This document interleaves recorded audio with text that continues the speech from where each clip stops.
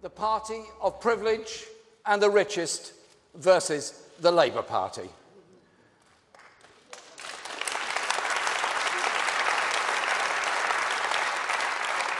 The Labour Party that's standing up for working people to improve the lives of all. It's the establishment versus the people. It's our historic duty to make sure the people prevail.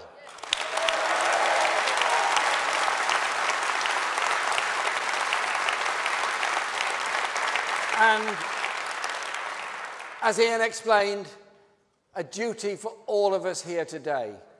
The duty of every Labour MP, a duty of our 500,000 members, including, and I welcome them, the 2,500 who've joined in the last 24 hours.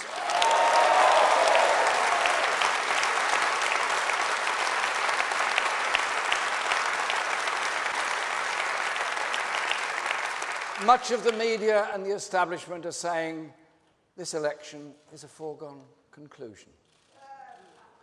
They think there are rules in politics which, if you don't follow by doffing your cap to the powerful people, accepting that things can't really change, then you can't win. But of course, they do not want us to win, because when we win, it is the people, not the powerful, who win.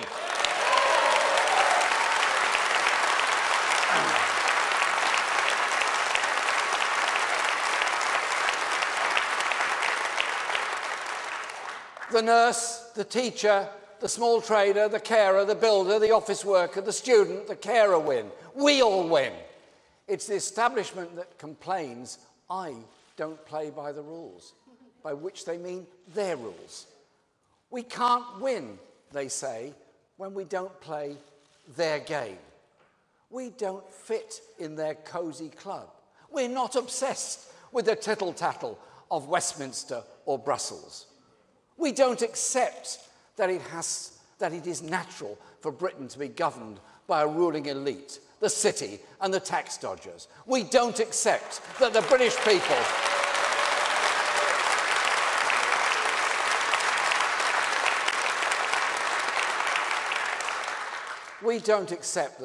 people just have to take what they're given. At that, they don't deserve better. And in a sense, the establishment and their camp followers in the media are quite right.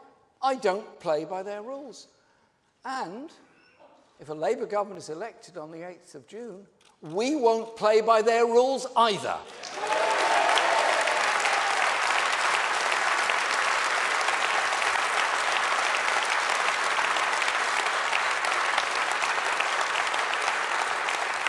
They are yesterday's rules set by failed political and corporate elites. We should be consigning to the past. It is these rules that have allowed a cosy cartel to rig the system in favour of a few powerful and wealthy individuals and corporations. It's a rigged system set up by the wealth extractors for the wealth extractors. But things can, and they will, change. Britain needs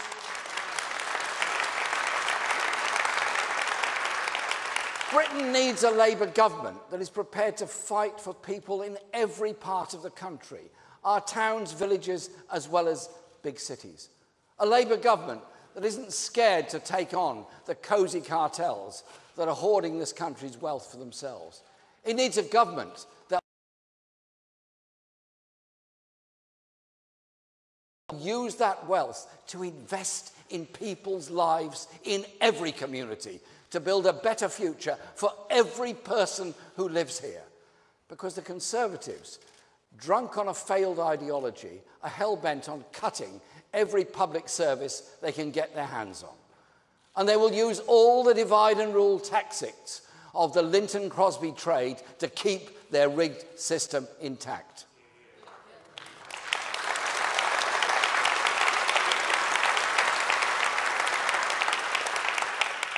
Don't be angry at the privateers profiting from our public services, they whisper.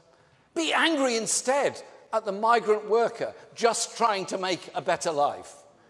Don't be angry at government ministers running down our schools and hospitals, they tell us. Be angry instead at the disabled woman or the unemployed man. It's the rigged economy the Tories are protecting that Labour is committed to challenging.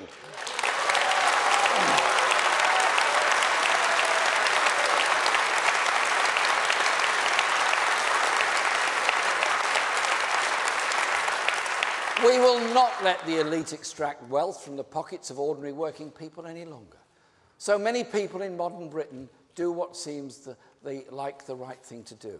They get jobs. They spend all day working hard. They save to buy their own home. They raise children. They look after elderly or sick relatives. And yet, at the end of it, they get almost nothing left over as a reward. Compare their lives with the multinational corporations and the gilded elite who hide their money in the Cayman Islands because the Conservatives are too morally bankrupt to take them on and collect the taxes.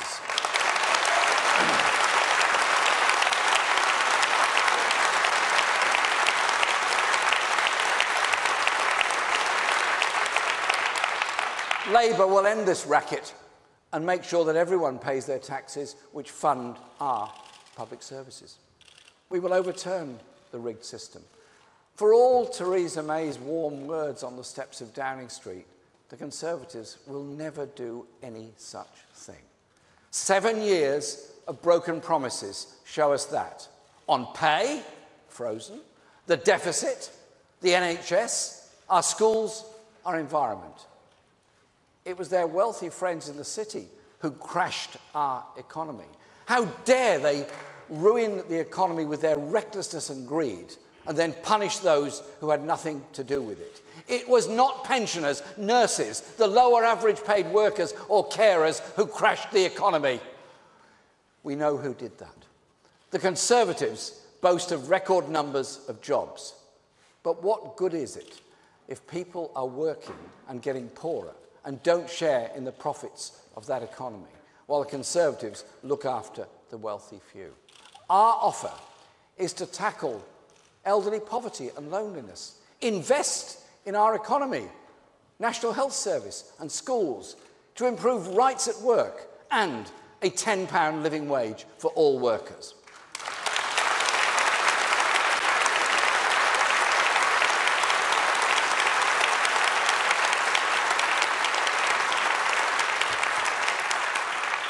Britain is the 6th richest economy in the world, and the people of Britain must share in that wealth. If I were Southern Rail, or if I were Philip Green, I'd be worried about a Labour government. I really would. If I were Mike Ashley, or the CEO of a tax-avoiding multinational corporation, I'd want to see a Tory victory. I really would. Why? Because those are the people who are monopolising the wealth that should be shared by each and every one of us in the whole country.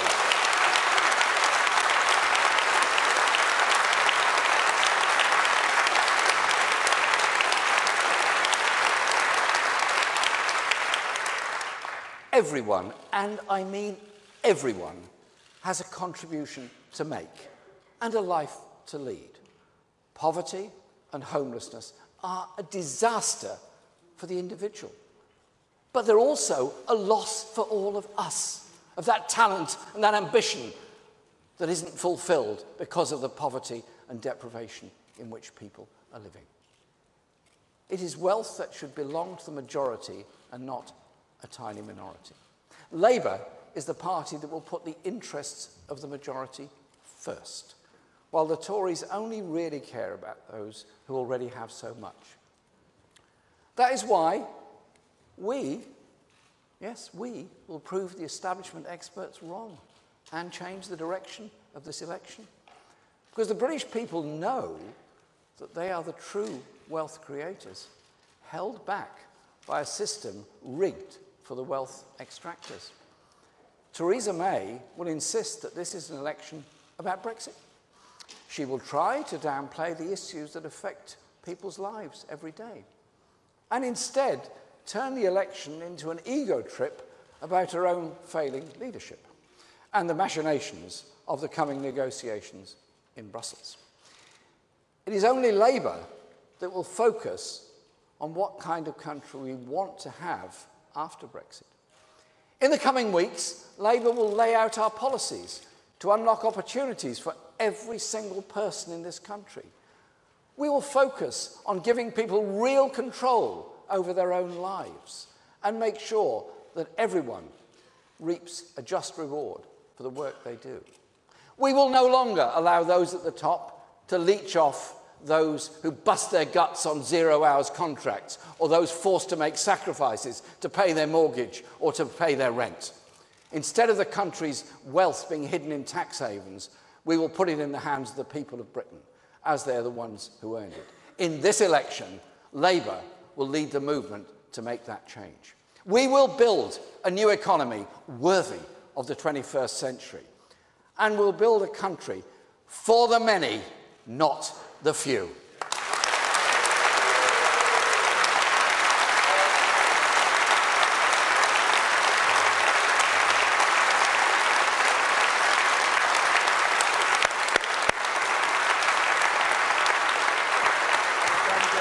Well done. Second one. Well done.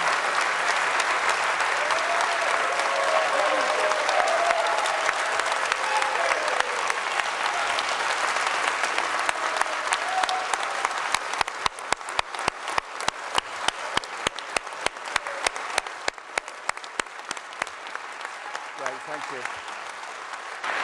Okay. Thank you, everyone. I don't want to stop the applause, honestly, I don't. But we have to, we're going to break with the tradition and get some questions in. Thank you all so much. My name is Dawn Butler, and I'm the Member of Parliament for Brent Central. And, oh, I've got someone from Brent. I just heard a woo over there. Thank you. Hi, Mum. It's the fight is on. The fight is absolutely on. Yeah. Absolutely. And I want to thank the leader of the Labour Party, Jeremy Corbyn, for just telling it how it is and how we're going to take this fight to this current Conservative government. So we're going to take some questions now. We're going to break with tradition. We're going to take some questions. We're going to take some questions from the media. And then hopefully we'll have some chance to take some questions from the audience. I'm going to try and get as many questions in as possible because we're on a limited time. So I'll take them in groups of 3. And if you can say who you are and where you're from, that would help me very much. So if you can just raise your hands if you want to answer questions. Okay. I'm going to go for it. Red. Obviously, I'm going to go for the lady in red first. Thank you very much. Laura Koonsberg, BBC News. Mr Corbyn, what is it that you hope to show to voters in the next 7 weeks beyond this room that they haven't seen in the last 2 years since you've been the party leader? Thank you very much. I'm going to ask another one. I can't help but going to the women. I'm so sorry. The women in the... Libby Vina, ITV News. Mr Corbyn, you say that you want to speak for the many, not the few, but your poll ratings of something like 14 or 15% suggest that only a very few people believe you, and you've attacked the elite. Aren't you effectively just part of an Islington elite that doesn't reflect the views of people around the country? It's all right, he can handle it. Okay, in fairness, I'm going to take a man with a tie. Oh, you haven't got a tie? Yes. Very colourful tie. I think that's my very colourful. Thank you. Andy Bell, Channel 5 News. Mr Corbyn, do you anticipate raising taxes for some people? I'm not talking about cracking down on tax evasion, but actually some people having to pay more taxes, not just the wealthy tax avoiders. And could you say at what point you think that would kick in? Who do you think is wealthy enough to pay some more tax in this country? Great. Thank you very much. Over to the leader. Laura, thanks very much for your question, and thank you for the other questions as well. This is an opportunity in election to get our message out of hope and opportunity for people all around the country. To get a message out that there doesn't have to be people homeless, you don't have to be waiting forever for a hospital appointment or an operation, and you do have some chance of security when you get older. And so our policies will reach out to deal with the issues of social injustice and inequality within our society. And in that reaching out, we will include a lot of people. We've set out some of our policies in the last 10 days about the minimum wage, about the way in which small businesses are so badly treated by very big business and how they deserve to be better treated. We've set out our policies on carers' allowances. We've set out a policy to make sure that every child gets a free school meal every day, that they all eat together. So they grow up together, eating together, learning together. That's the basis of a strong community and a strong society. Our message is one of inclusion and social justice, and we're going to get that message out across the whole country. And I'm very confident of that. We started the campaign on the streets yesterday in Croydon. We'll be travelling the length and breadth of this country to get that message across. And our plans will be fully costed and will be all accounted for to be paid for when the manifesto is published. The plans we've set out so far are already costed, and yes, at the very top end, the very, very top end, we won't be cutting corporation tax, which is what this Tory government is doing. We won't be handing £70 billion back to the biggest businesses and corporations and the very wealthiest people in this country. This government has got us more into debt than all of the other Labour governments combined in British history in order to cut services and give tax giveaways at the top end. Our priorities are absolutely the other way round.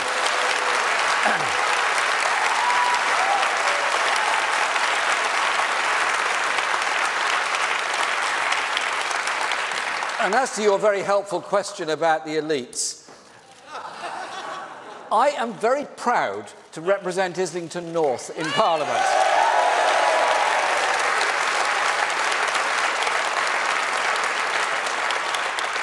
And it's absolutely true, there are people in Islington who buy and drink cappuccino every day. It's absolutely true. I know many of them. But it's also true that 40% of our children are living in poverty. It's also true there are people sleeping on the streets of our borough, as there are all over this country. So don't run away with this idea that everyone who lives in London is living the life of Riley and it's very wealthy. It's not the case. House prices are driving many people out. I want a government that deals with the housing crisis for the whole country. I want a government that deals with employment issues for the whole country. So, in former mining communities that have had no investment, have high levels of unemployment, have high levels of deprivation, I want a Labour government and a National Investment Bank to invest in those communities and bring hope and opportunities for those people just as much as I want to conquer homelessness on the streets of London, Birmingham or Manchester. It's the whole country we're talking about.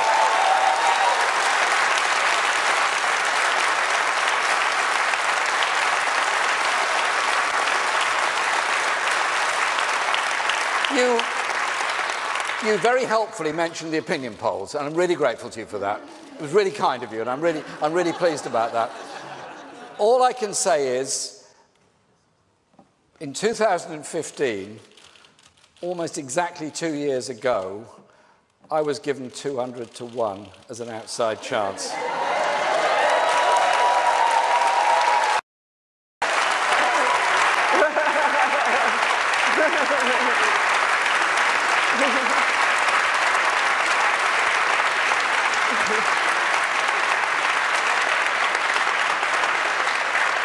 I think that's what my young people in Brent would call a mic drop. And isn't it great we've got a politician who actually answers the questions? Can you imagine? Can you imagine just how effective Prime Minister's questions would be if Jeremy was actually there answering the questions? Anyway, I'll take a few more. Okay, there's only like men putting their hands up now. Okay, I'm going to take. Don't worry, I'll come to you. I'll take the hand at the back. Yes, yeah. The man there with the blue shirt. I'm doing a Dimbleby. The blue shirt.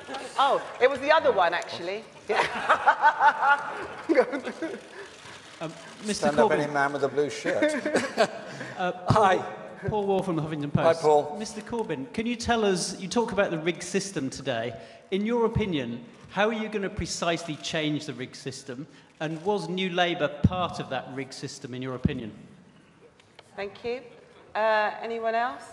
I think we need more women in journalism. Okay, this lady there with the brown hair.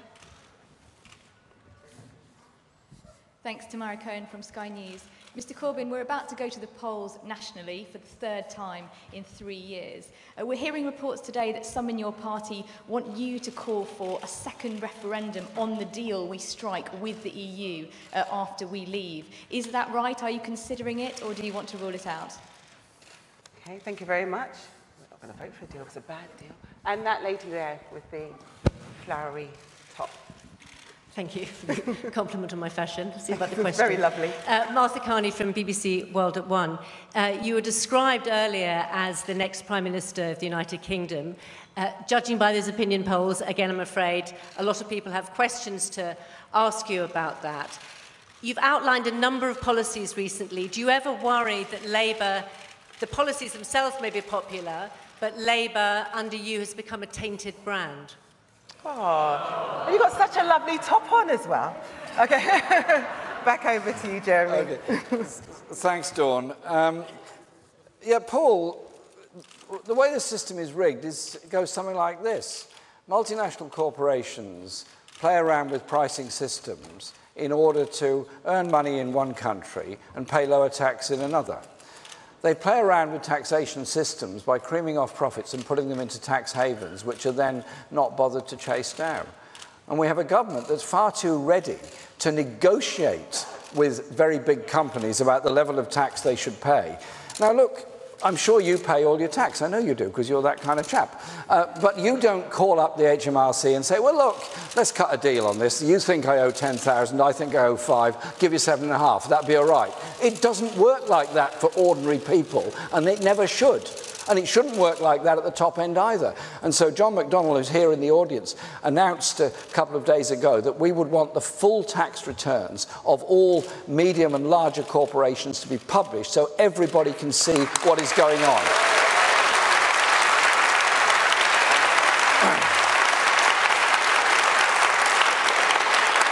And I think that will help to open up that system, and we will then have a much fairer system. Because if you think about it, low paid and unpaid tax of very big corporations falls on who?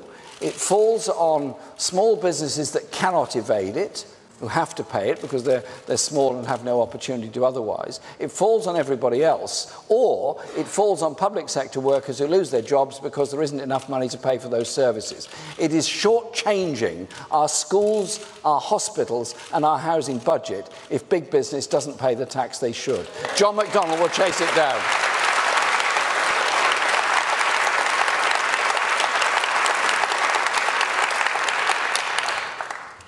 There are elections coming up on June the 8th. There's also the mayoral elections and the county council elections coming up on May the 4th. We are a large party. We're campaigning all over the country, in every part, and we're putting forward policies of what will be a more socially just, more cohesive society in this country. The European Union negotiations are going on, and we've set out our lines on negotiation. Primarily, it is about gaining and retaining tariff-free access to the European market.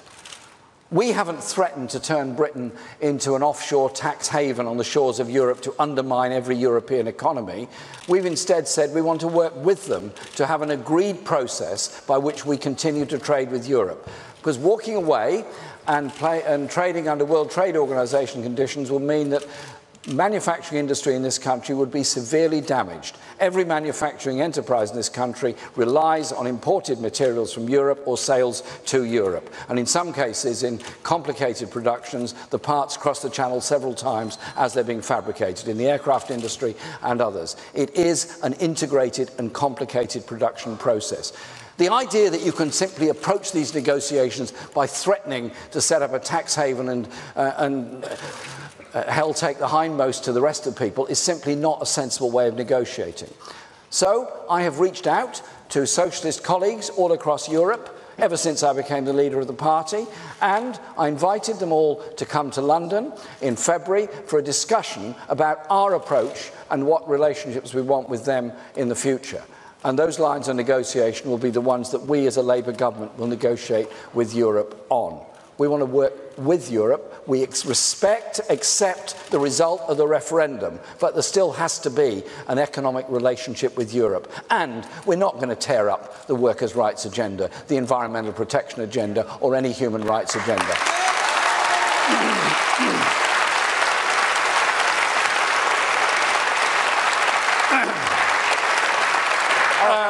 The idea that Labour is somehow or other, as you so kindly describe it, a tainted brand. Well, there are people in the audience that are wearing badges of Keir Hardie. He was vilified beyond belief when he was elected as the first ever Labour MP. They said, how can a working man go to Parliament and represent people? Anyone who stands up to create a better, fairer, more decent society gets vilified. Our party gets vilified. But I tell you what, we're bigger than we've ever been, we're stronger than we've ever been, and we're more determined than we've ever been. You didn't frankly have the balls to put country before party.